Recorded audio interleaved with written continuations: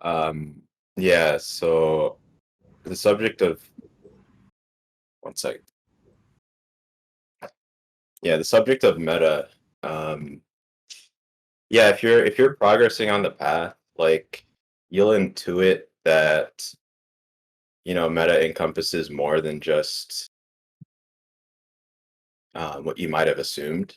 Because as the path is progressing, it's very naturally aligned with the ethos of meta, like natural sort of a very natural progress or an extension of just finding yourself progressing in the reduction of suffering in the specific eightfold path model.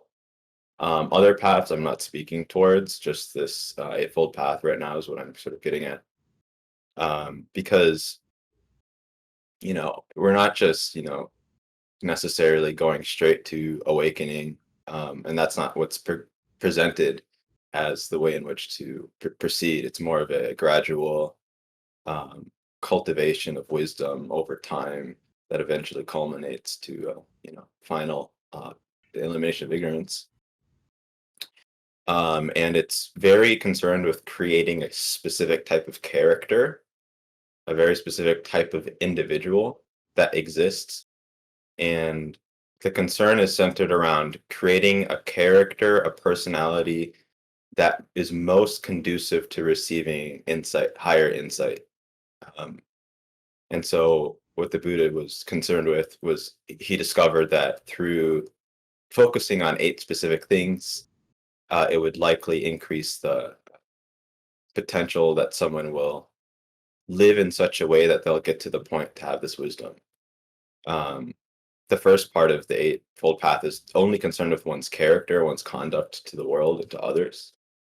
Um, and Metta, you know, also is concerned with these things.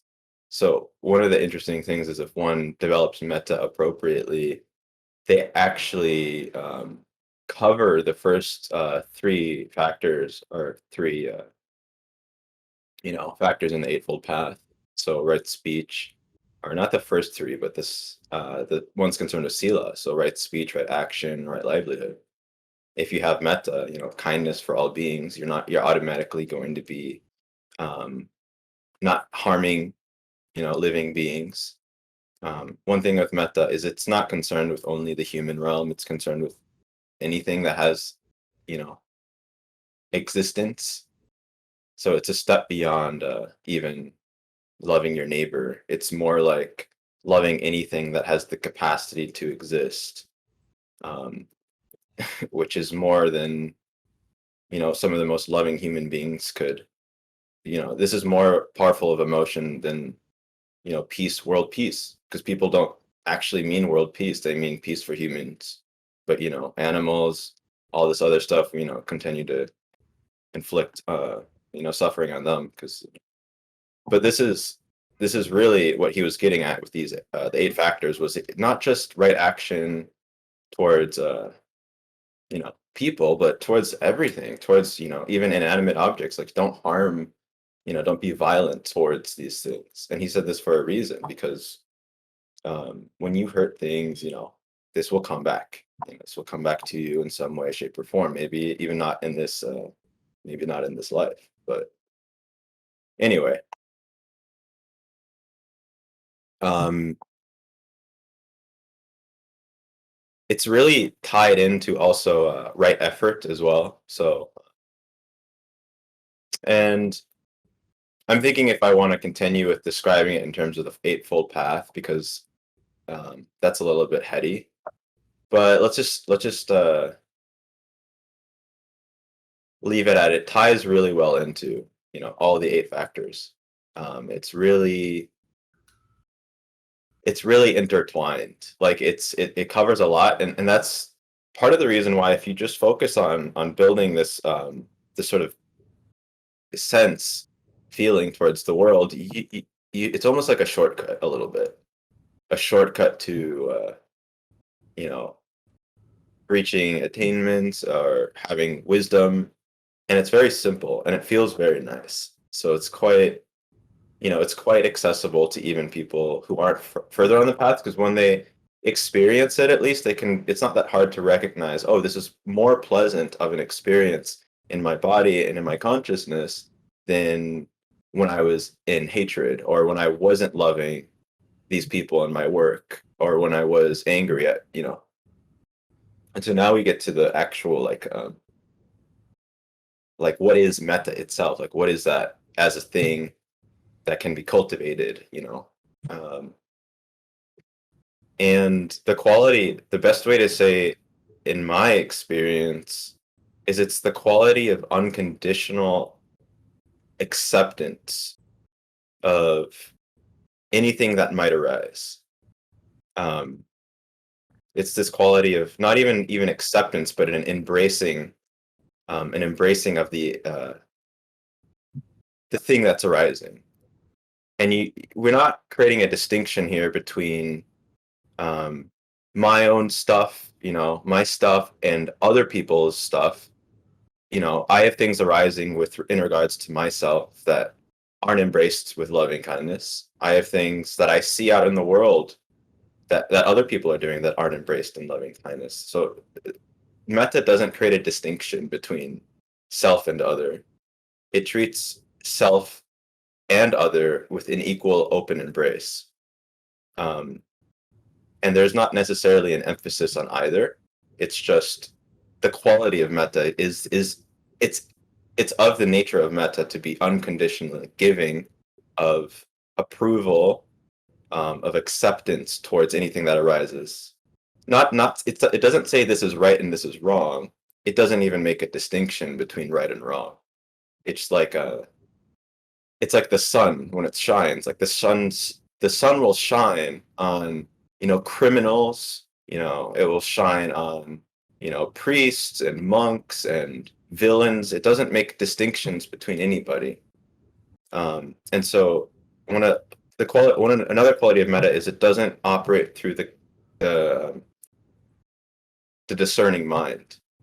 So the discerning mind doesn't actually isn't where metta is coming out of, which is what a lot of people will initially start to do, is they'll try to use the discerning mind to distinguish between almost like what deserves metta and what doesn't, or what should I be giving metta to, or should I be giving it to myself, or so this is where problems start to arise, because as soon as discernment and distinctions between good and bad arise, it's almost as if you've already failed metta. You're already kind of in a place where metta isn't. One of the analogies Ajahn Sona uses is metta like a mansion, like and it's free to get in. It's very it's an open doored mansion, and the only price you have to pay to get into it is to be willing to set aside your conditions to accept yourself and to accept things in the world. The only way to be in metta is to, stop limiting where you're giving love and kindness to in the experience. Because what happens if you go into, say, metta, and then you start to create conditions around, I'll give myself metta when I do this, when I accomplish this, when I attain enlightenment, whatever. And by making that distinction, by saying you're going to wait to give yourself metta, you've already created a condition which doesn't allow you to do it properly. So you have to step back, and it's a step of courage more than it is a step of logical reason into the space and consciousness. It's a space in the mind that exists. And in that space, there is this effortless affording of kindness to everything, to everyone. And it doesn't create a distinction between race, between gender, between even self or other. It's purely just this um, non I don't want to use the word non-dual, because that is what it is, but it is a word that is misunderstood. So I'll just say it's empty of any other quality other than this lovingness. Um, and so, okay, now that it's sort of explained, it's like, well, okay, well, how do you, on a practical level, move towards that? Um, if you already know how to get there, from what I said, then do that and just give yourself permission to do it. Um, but a good question to ask is, why can't I? Like, what am I not in my experience right now? What am I hostile towards that makes me not want to give meta to this while I would want to give meta to this. So you want to start to create, start to see like what part of my experience am I being like angry towards or upset at, and that could be a memory of a person who hurt you, a memory of how shitty of a person you are, or something that some narrative you've made about yourself. And then when you find those things, you basically forget that you're upset at it and just shift it to like a embrace, because that's what, like, like that's what will get you to a higher state of mind. Like you almost don't really question it too much. You don't go into the details in the sense that you don't give it permission to justify its existence or justify why it should be upset. You listen, like you it's interesting, it's a balance. Like you want to listen, you want to be caring towards these parts of yourself, but you want to just love each and everything, accept each and everything that's in its nature, if that makes sense. Like it will say all these things almost like a parent to a child. Like even when the child's like saying something stupid or ignorant, the parent still loves the kid and understands that this isn't a mature thought or isn't a mature person. You just kind of love it, and you don't hop on board with this kid, or you don't do that. You just love it in an unconditioned way. Um, and it's not even quite the you that's loving it isn't quite how it really is. It's the essence of love is what you are like sort of like stepping back into that, more than you're the one like shooting like lasers of love into things. It's more like you're stepping back into it, and you're doing it voluntarily too. It's not like you're tricking yourself. You're just stepping back into the space and seeing what happens as a result, and seeing how can I stay in that. So you try to balance staying in that um, open state, um, and there are certain exercises that you then do when you're sort of more in that state that maybe we can go into in a little bit. But does that make sense?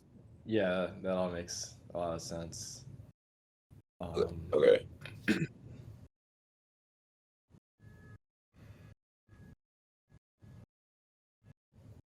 So like one of the main issues is people don't feel like they deserve to feel like good initially.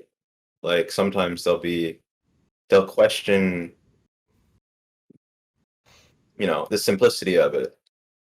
And the answer is it is as simple as allowing oneself to be in it. Like it's easier than not doing it, actually. Like it requires less mental effort to allow something to be as it is, or to be open and friendly to it, than it does to justify like anger. But the thing with metta is it's not passive always. Like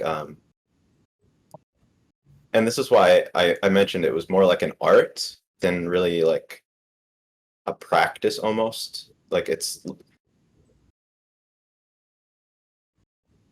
like once you're in it in a way, several things will happen.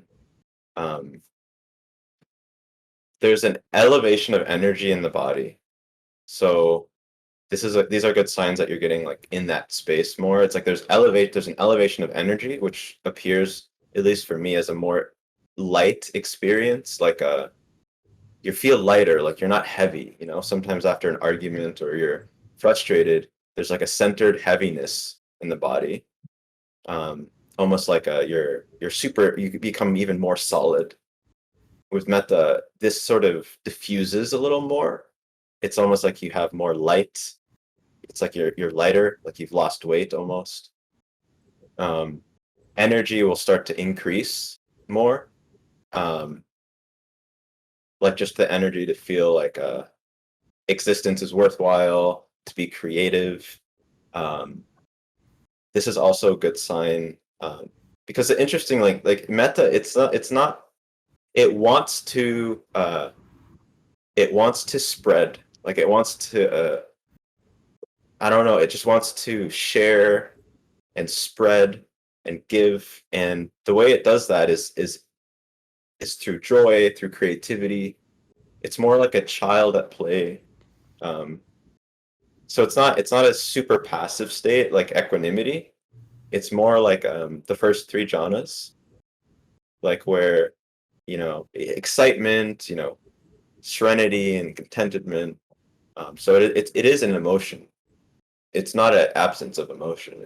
It will appear in the body and it will appear in the mind as well. It will appear in the body as like I was saying, like a lightness and energy, and it appears in the mind as a delightful sort of like um, delightfulness.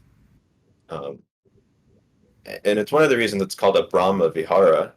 Like Brahma is the highest, a very high being, and Vihara is the dwelling or abide. So it's basically a Brahma's home.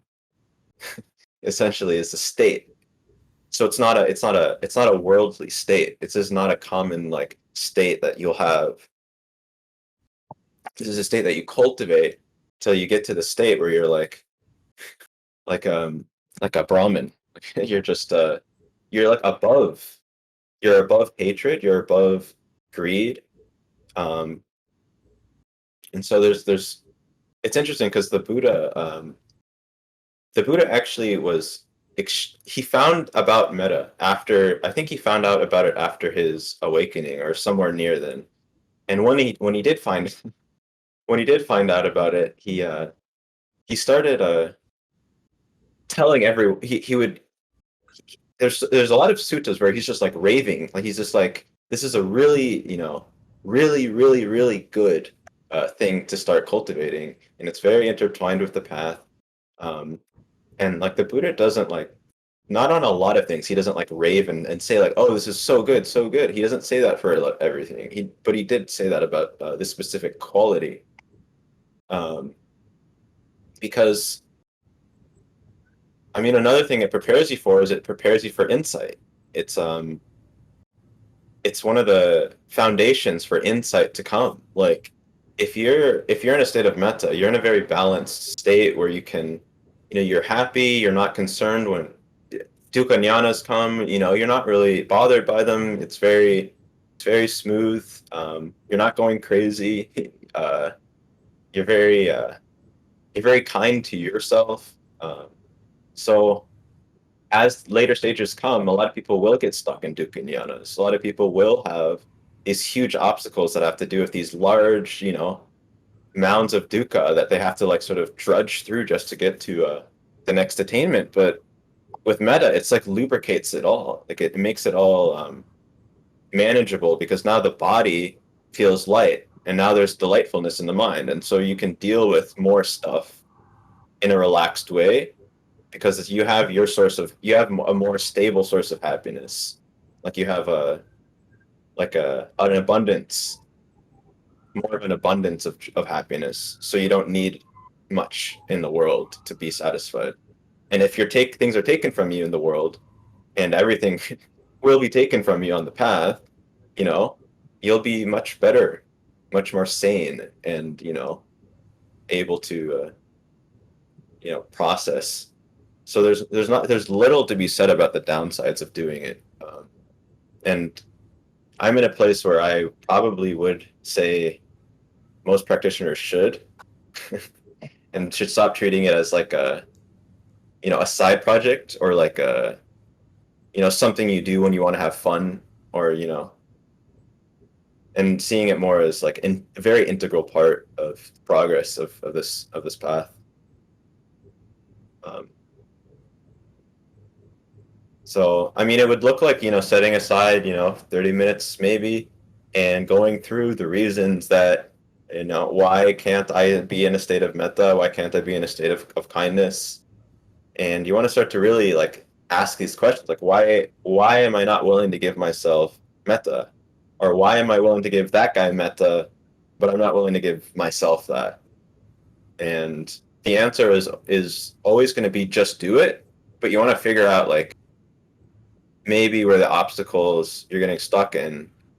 Um, and if you're not like glowing in a way at the end of that sort of sit, then okay, there's some work I can do here. But if you are glowing, then that's a good sense. That's a good uh, uh, indication that you've done it properly, because you can't not be glowing after doing metta. And it doesn't get boring. It's not like you get tired of it. It's just intrinsic to the state is a sense of wellness, um, and it starts to yeah. So if it's hard to feel it, helping others, being kind to others, doing volunteering and treating it as a practice is a good way also to increase that sense, to get more familiar with this. So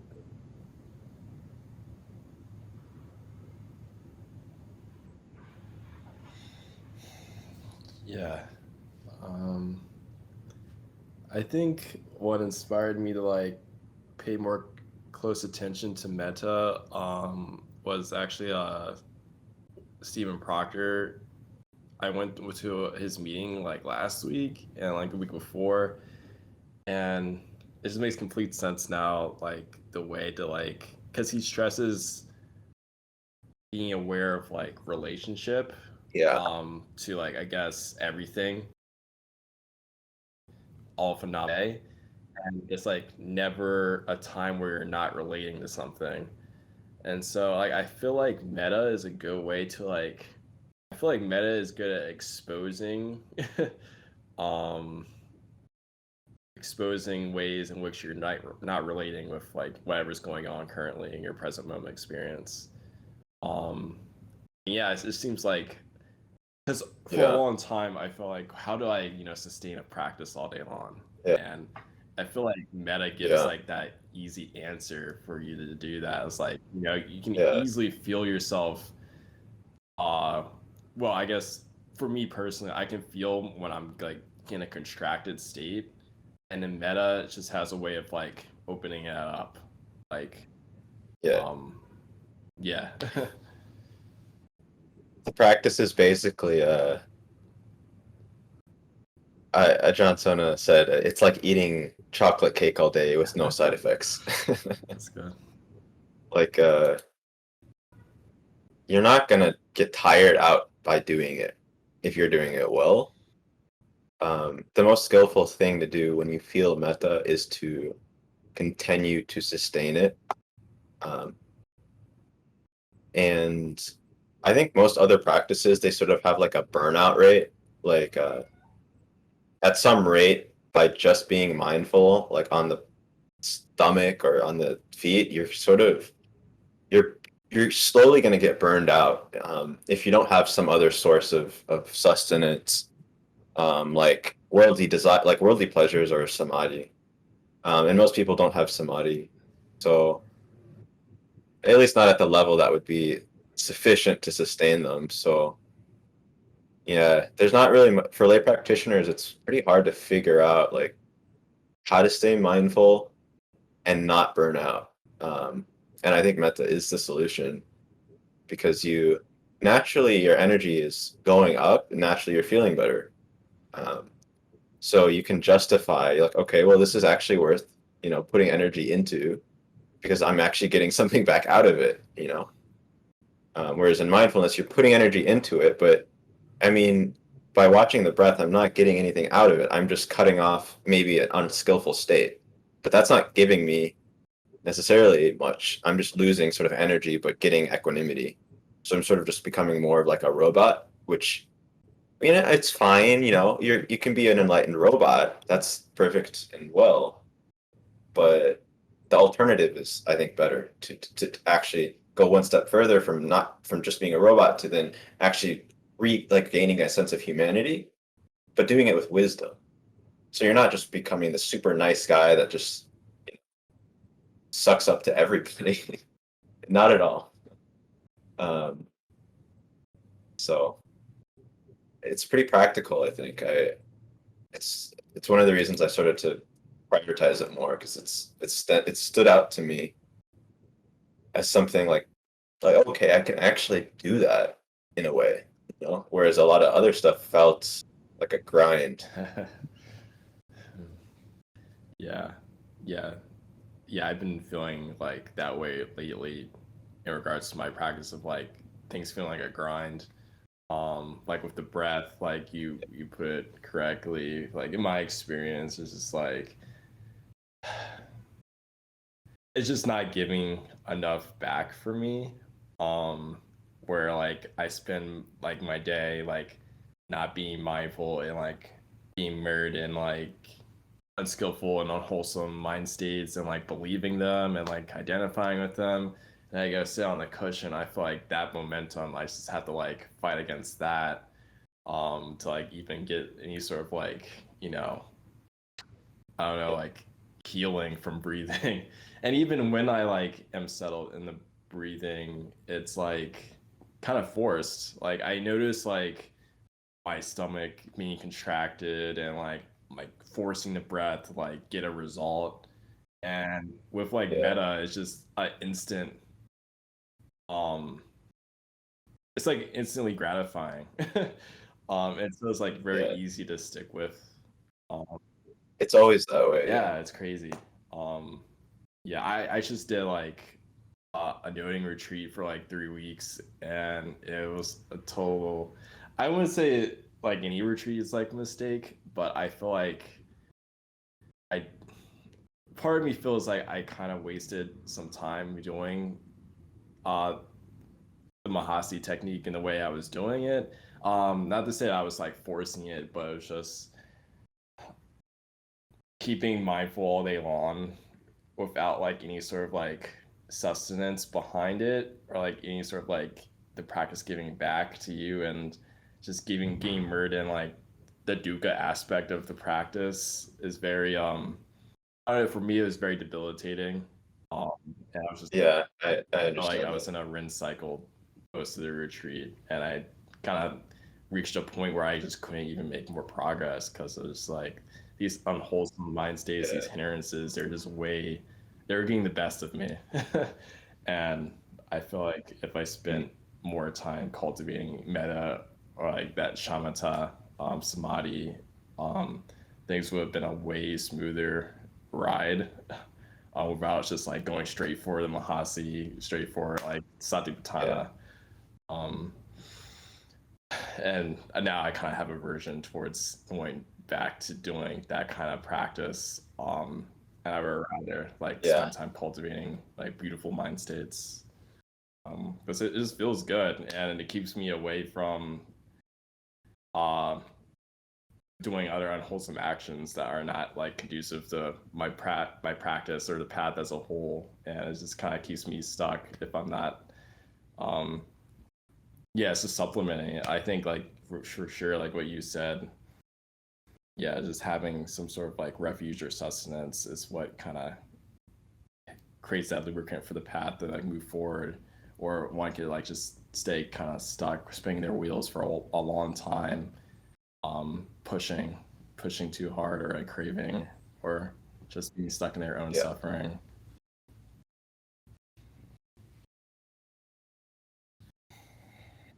Yeah, it's a relief. It's a refuge. It's not the end of the path, but it's like a prerequisite abiding space that you can chill in while you're working on stuff, and you still will work on the path. It's just in a way that's more relaxed and yeah. So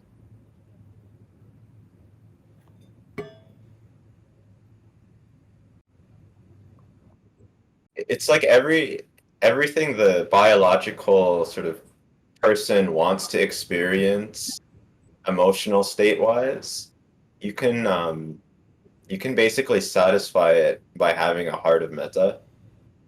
Um, and it makes you, it like frees you up so much to be selfless, to be um, unconcerned. You don't make enemies really anymore if you're doing this. And another thing is the vantage point that you get from having metta is very crystal clear.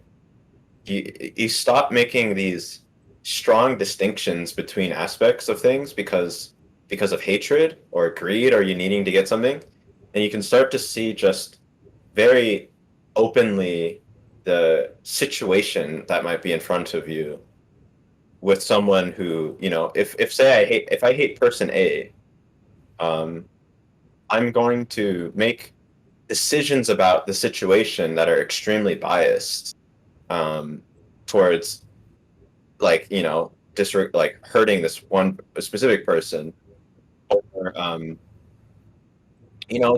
just it makes everything, it evens everything out. And when you're doing vipassana, we don't want to have anger in in this in the field of investigating. We don't want to have aversion because that's going to distort what we're seeing. Um, but if there's like a space of open kindness, there's like it's a platform of perceiving things clearly. Um, it's almost like it's like before and after, say sex or something like this. Afterwards, you're seeing things a lot more clearly because your eyes aren't like crusted over with lust. And afterwards, you might be like, "Oh my God, this was the word. This was a bad decision. What was I thinking? Why did I do that? Why did I go through Mm. this just to get this girl? Like, it was a terrible idea." Um, with Meta, like that's you can see that, but before you got before it happened, more so than you could, without it. If all you have is dukkha, and all of a sudden the prospect of feeling good arises, that's going to be like prioritized and blown out of proportion. You're going to be it's going to be an obsession. And if you can't get that, I don't know, you might just figure life isn't worth the while anymore. So it's pretty good basis foundation. Keeps you pretty safe. I think it's listed in the protective meditations. It's like it protects the person from states of lust and greed. Oh. Mm. So he says to in the book Practicing Jhanas, it says to contemplate metta up through the third jhana, um, and also the other three of the Brahma Viharas. They all stem out of metta though. So um, uh, because yeah, they're just like it's like protects the meditator as they're on the path. It's like you can pick a ton of different type of vehicles to take with you, but you want to have like an auto insurance or whatever with like as you're traveling, and Meta's like auto insurance. When you start to get into trouble, Mm. you can be like, oh, okay, well, at least I have insurance. I can pay this off, and I don't have to wait to the next life to, get past this or something like that. I don't know. But a lot of people don't like auto insurance. They just want the fastest car, Yeah. and there's a lot of people in Mahasi who like to do that, and they get hurt. So, Absolutely. Mm. uh,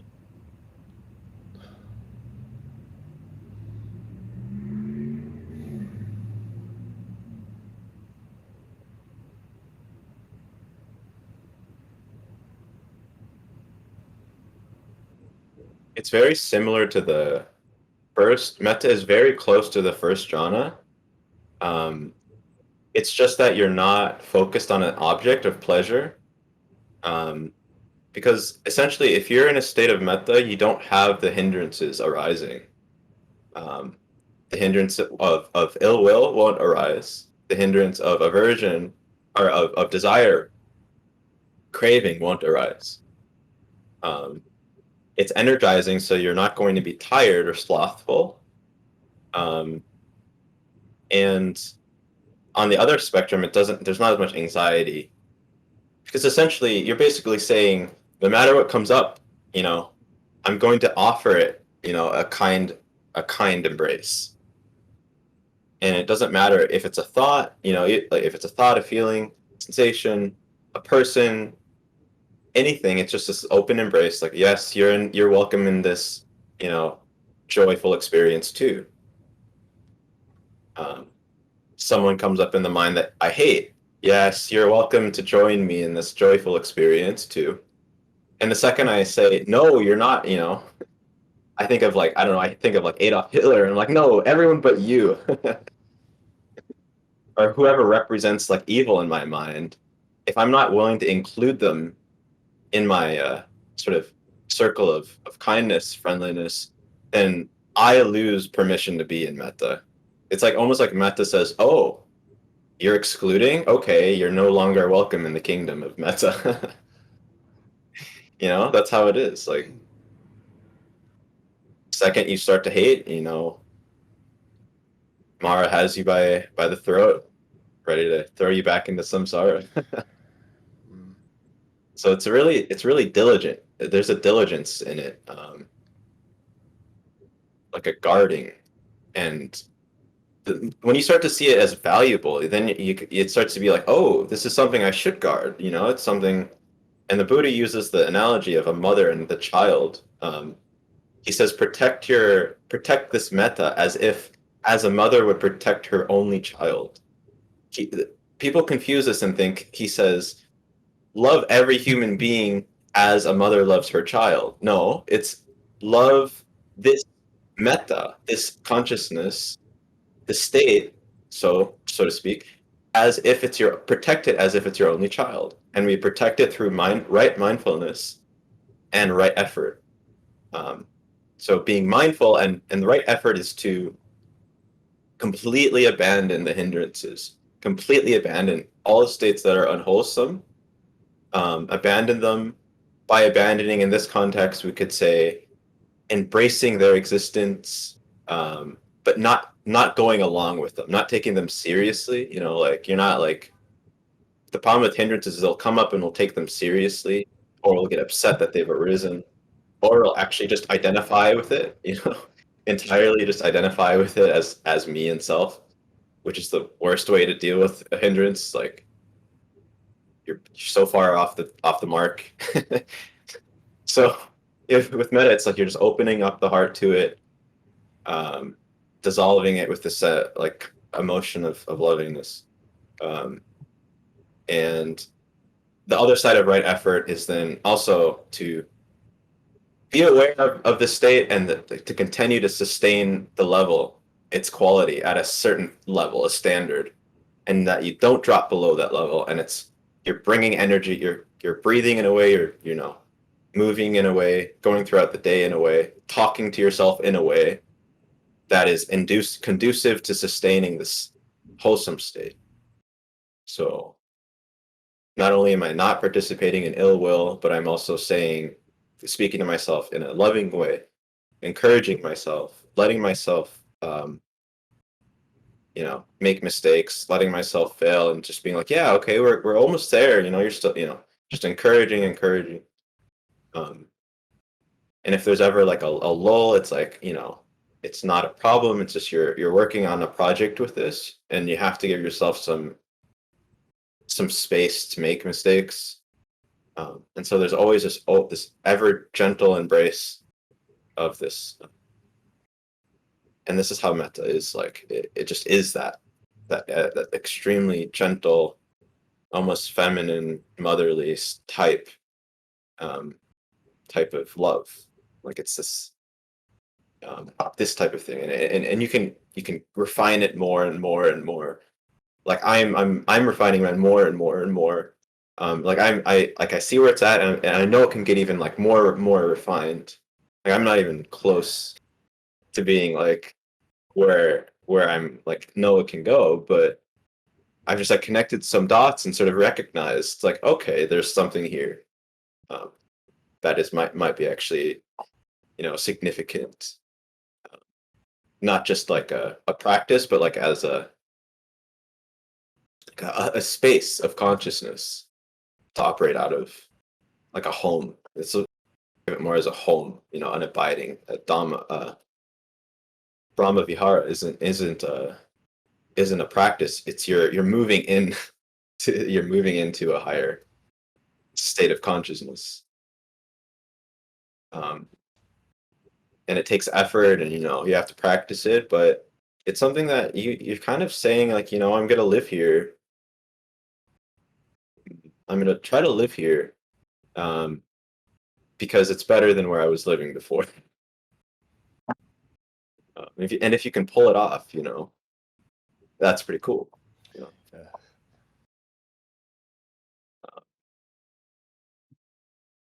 it's where the Brahmins live, and you're a measly human. You snuck in.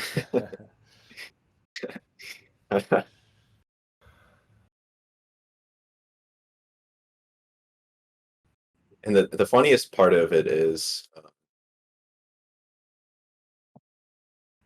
it is kind of like it is kind of like you snuck in, because it is actually like worth it. It's like not you're not giving anything up to be loving and kind. Even though it might feel like it, you're not, you're only upgrading consciousness, really. It's like a software update in a way. It's like so that's the more real, I feel like that's the more real description of metta. A lot of times I hear it being discussed in such a way that's like, people are almost like trying to get something like, you know out of it, like in a way like that's like they're sort of thinking like, oh, I should go, practice some metta, or like I should go, like it's sort of like a side dish in a Yeah, way, it's like like a, the salad you gotta eat on the side to say. yeah, yeah, like, yeah. So that it's almost like it's, I don't know. It's not. I don't think it's treated in the way that was intended. It was intended to be treated as a practice. Like it's like you want to, if you're doing it, you kind of have to think like, I'm gonna be moving homes. I'm gonna try it. I'm gonna try it out. See if I like this space of consciousness. Apparently, people think it's great, so I should give it a good try. Because yeah, so it's the easiest way to be happy, to give happiness to everybody. Uh,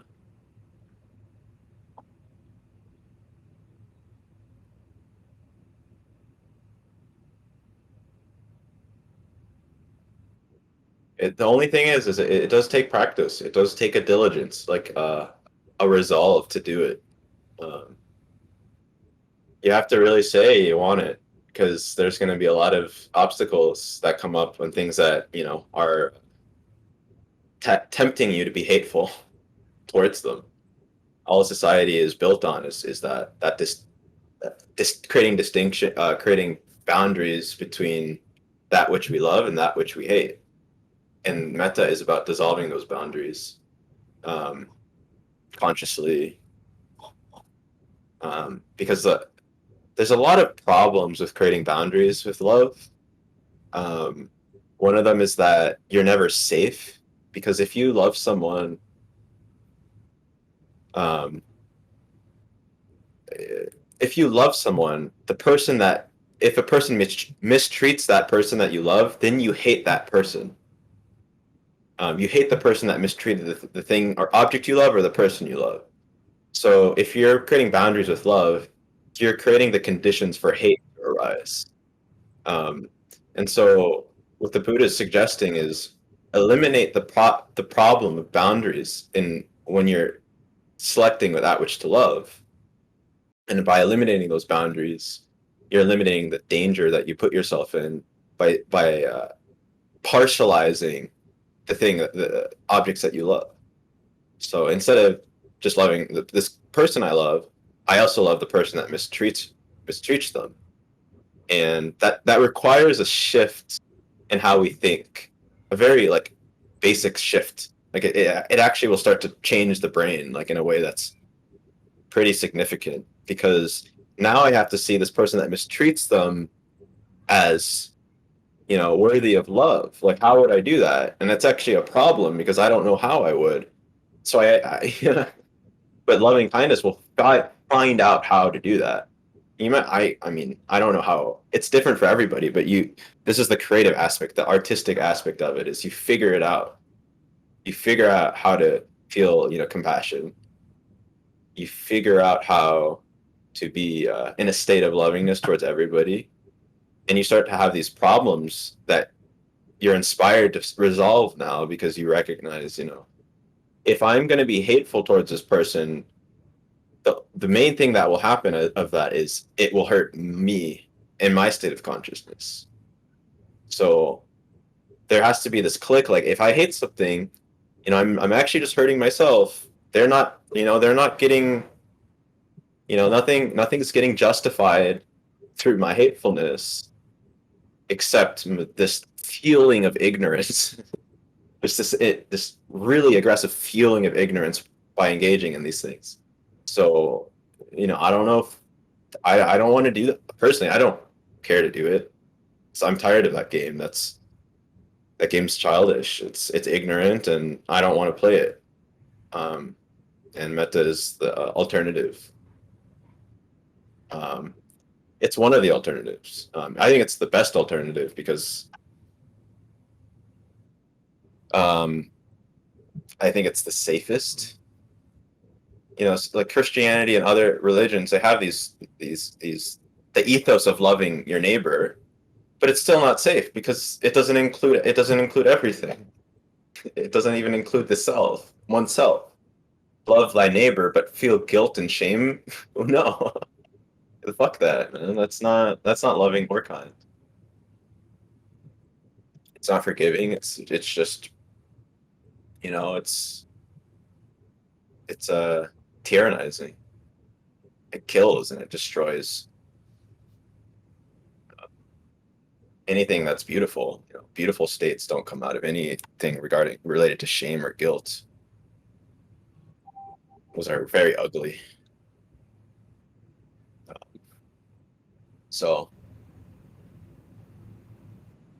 I mean, do you have any points of confusion? No, it all makes sense.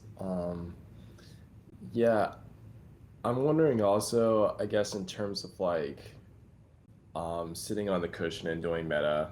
Um, I know traditionally there's like going through like the benefactor and a neutral person and the person that you don't like or whatever, or you find a hard time to feel Yeah, love towards.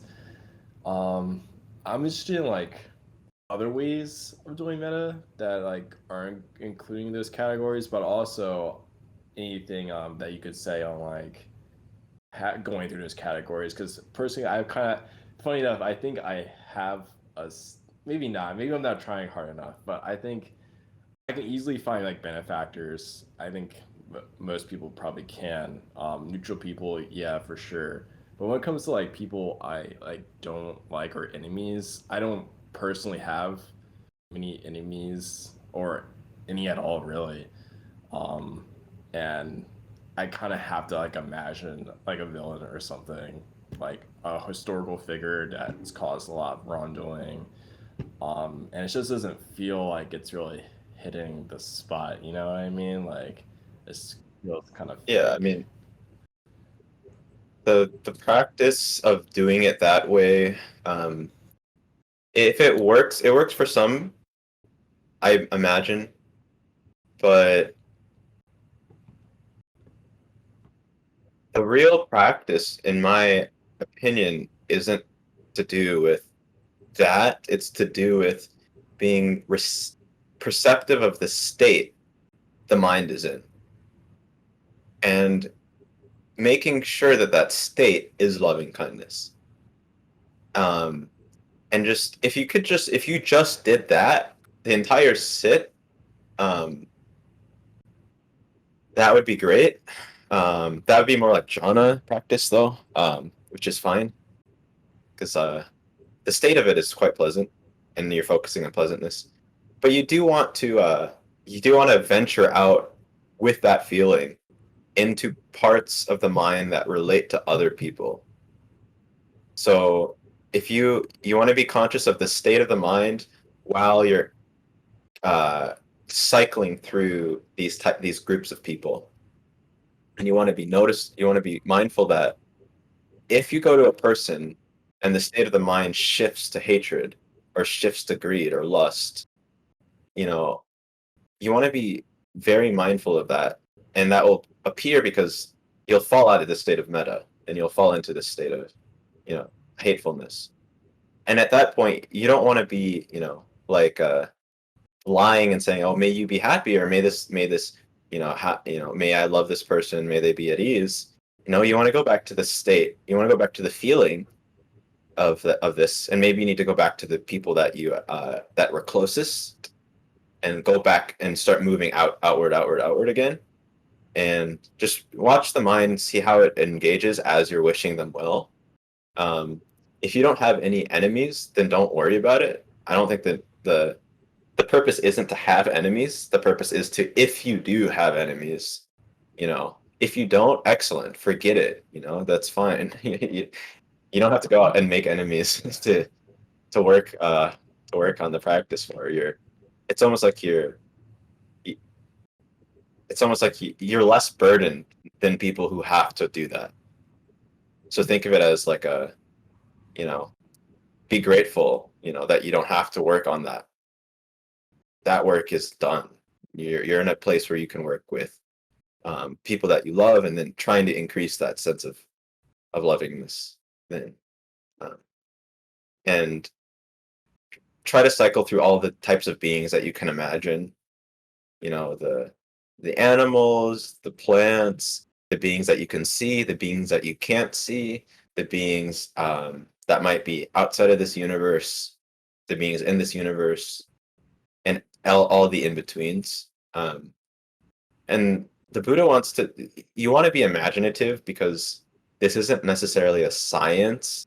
It's more you're playing with your mind, and your mind doesn't operate the way in which your mind is organized and structured doesn't follow the laws of rationality and logic. Um, like in the mind, you can associate anything, literally anything, together. It doesn't matter. It's not logical. So we want to start to use our imagination to think of any possible associations with anything, any type of being that might be present in the mind that is attached with ill will or greed or lust. And we want to shift that to metta.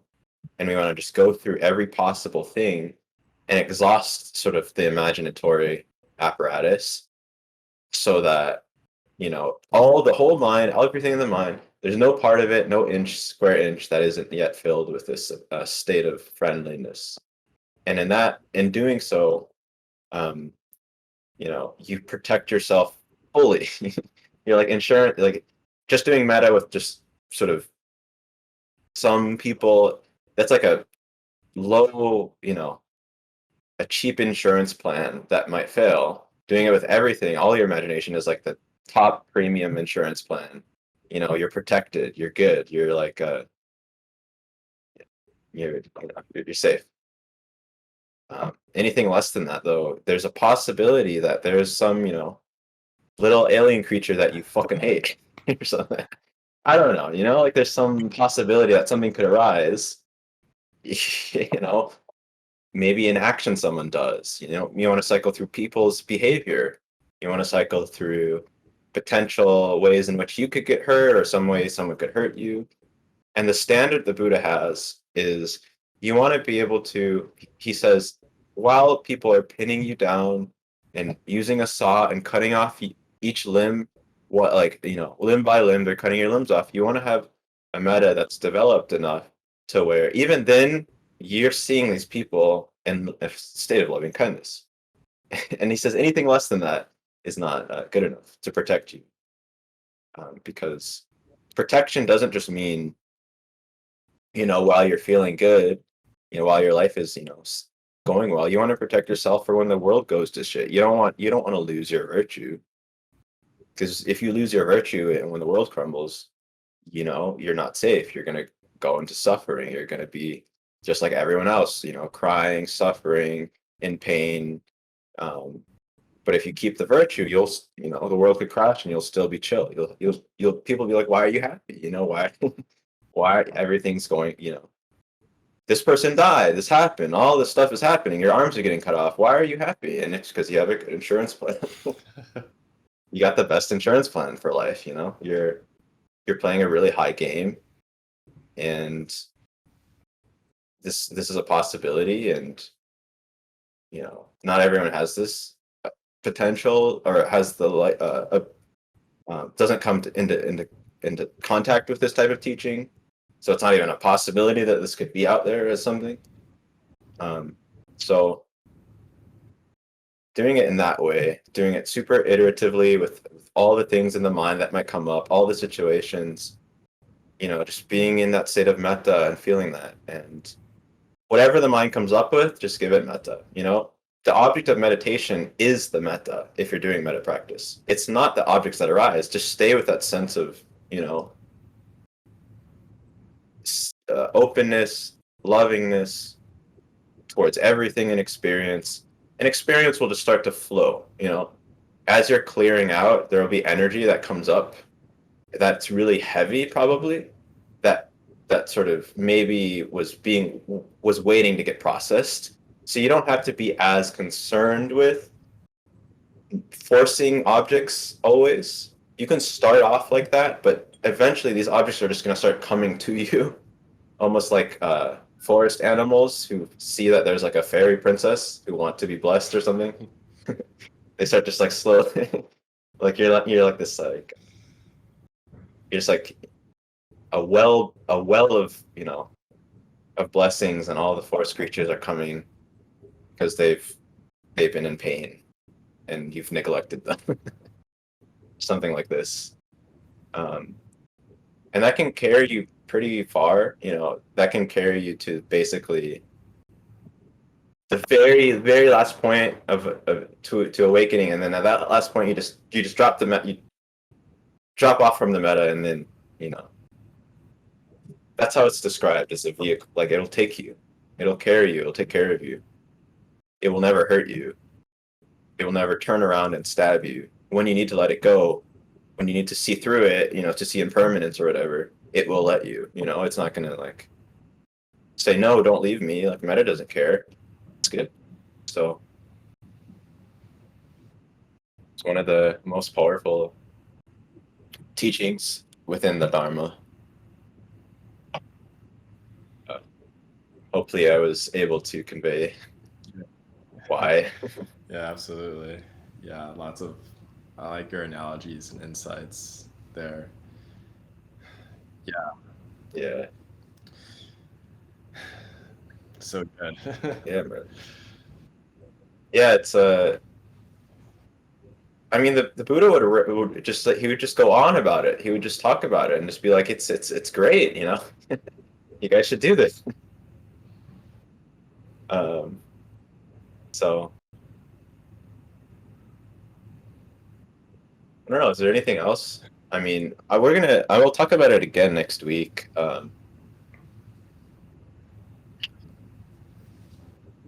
It takes skill. It's like an art kind of. Um, but I think we've covered the main parts. Yeah, I feel like, yeah, I don't have any questions now.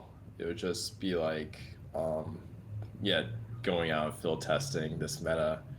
I'm interested in the idea of like noticing the level of where the meta is at and like kind of sustaining that. Um, like Yeah. that seems Yeah. fruitful. to do and like explore, because I feel like it's like so it's so much more challenging to like recognize that you stop like noticing your breathing throughout the day, or like noticing your stepping throughout the day. Funny enough, even like your whole body.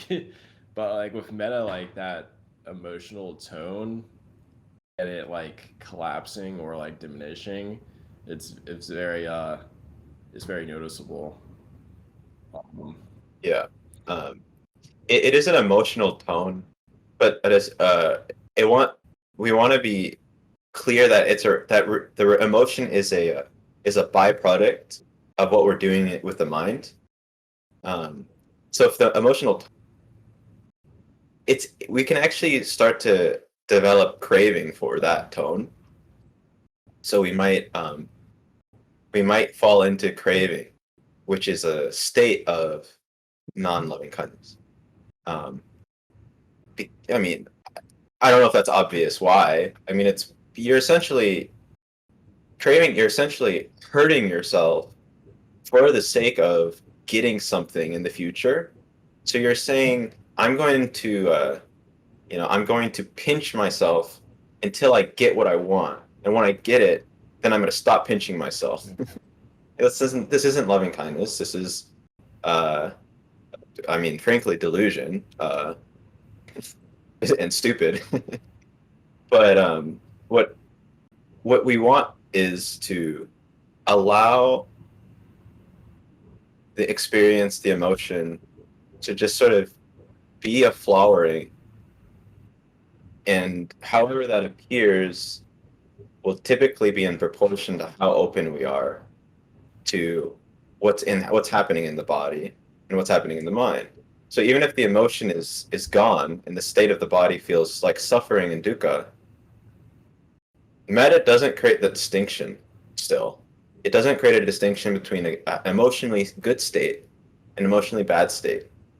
So that's one of the biggest errors is when a person tries to sustain an emotional state, and when that goes away, they assume, they cannot practice or they fail the practice, but the practice continues into every state, and eventually the delight aspect will just be a nimitta of the mind, it'll be a state in which the mind resides.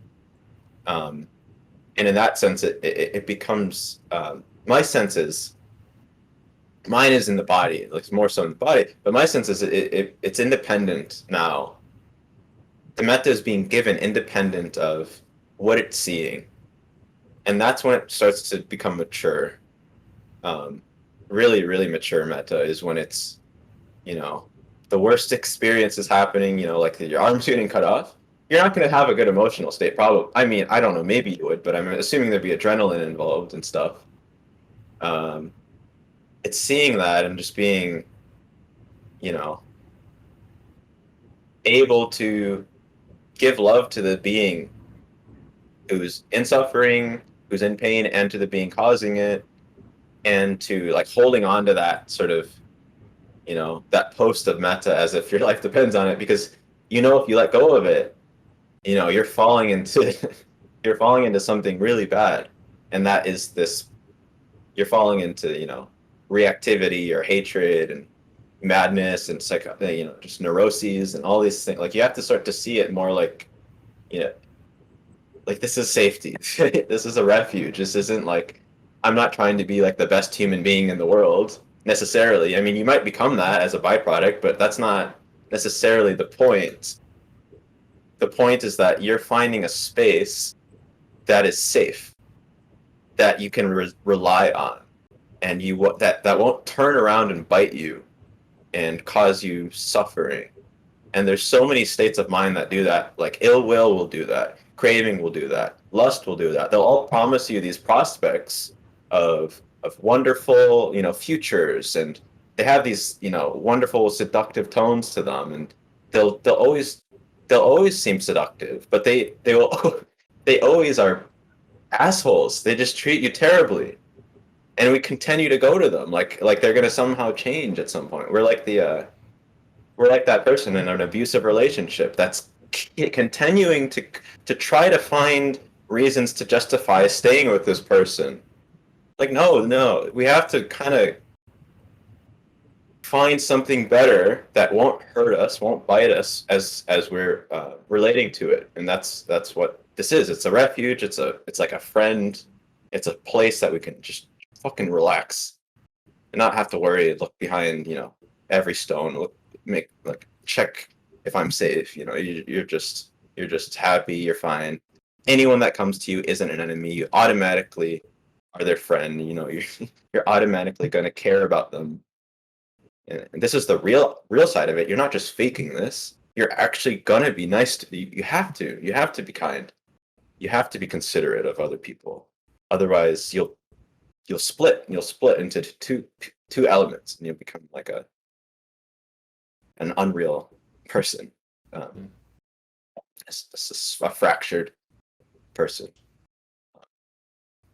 But if with Metta, it will unify everything into one theme, and that theme will have this character's best interest, will have that character's best interest, and yeah, so it's really like the wise the one of the things that hit me was when John Sona pointed out that the wisest people in history are saying to do this, right? Like, these aren't just, hippies.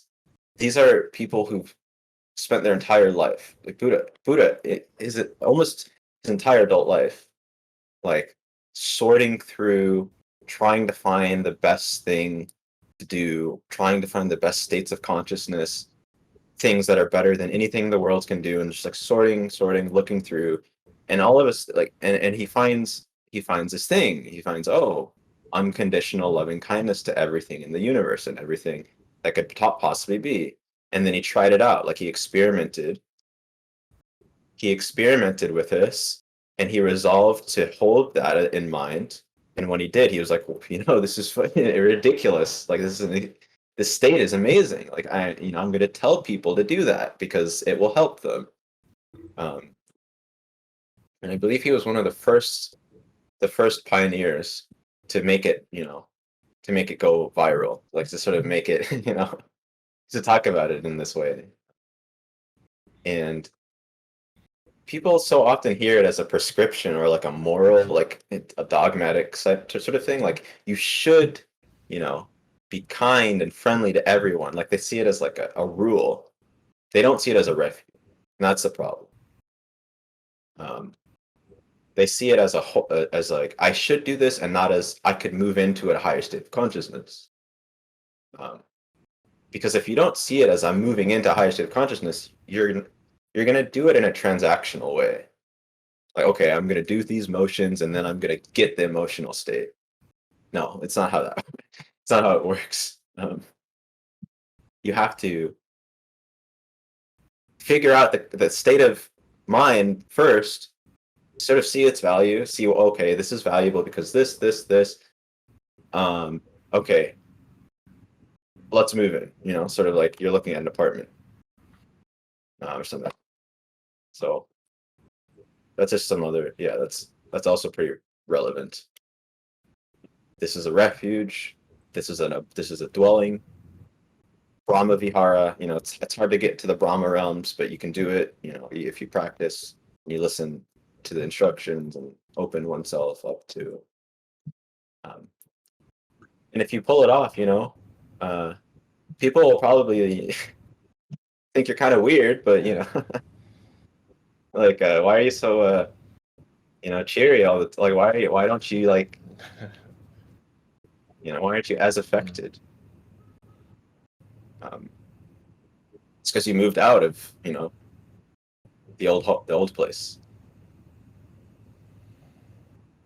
So,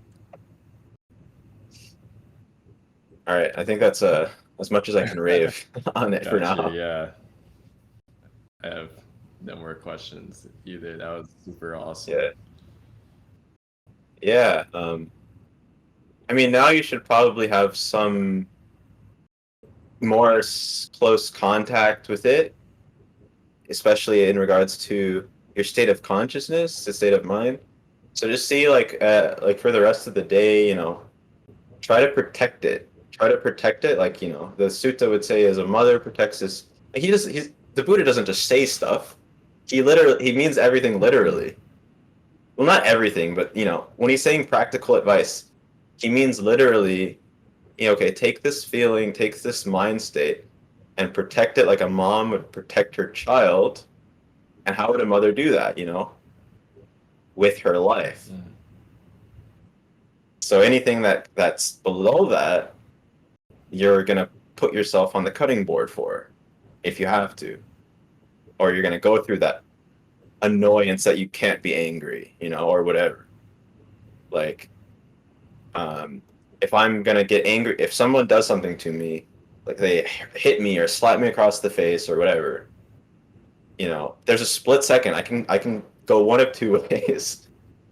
Um, I can abide in a state of wellness, a state of this just happened, this just happened, and for me to get angry would make it even worse, you know, so I'm not going to do that. Or you can fall into anger and get all upset and just there is a sense of you're dying though when you do that, so you kind of have to go through this little bit of a internal conflict of like letting go of parts of yourself where you normally would act this way, but now you're saying, "Oh, I'm actually gonna just chill out here in this loving space." There is this thing that kind of happens where the mind is like, "No," and then you have to love that in a way too. You have to like learn to have metta towards these reactions the mind has, and you never really know what. I can't usually tell what the reaction will be, but usually it's like a heart sort of. I'm vulnerable. I'm scared. Oh no, like I'm in danger now because I'm being loving. I'm gonna get hurt. I'm gonna get hurt now because I gave up. My defense mechanism. um, but once that process is gone through, the foresight is that the defense mechanism was hurting me, and there actually wasn't a threat. So, I mean, that's how it goes, and that's just how the wisdom has to persist through that whole process, and loving kindness has to be held on to as if it's your only refuge for that whole process, and that will happen time and time and over again, and eventually it stops being a problem. But initially, yeah, it's kind of hard, but anyone can do it. It's not hard. Like, it's not, you don't have to be intelligent. You're smart enough. It's more like a courage more than an actual understanding of like, okay, now what do I do? It's more like, yeah, I'm just gonna stay here because it's safe. Yeah. I don't want to associate with my hatred in the way that I normally would. Mm. Um, so Godspeed. Thank you.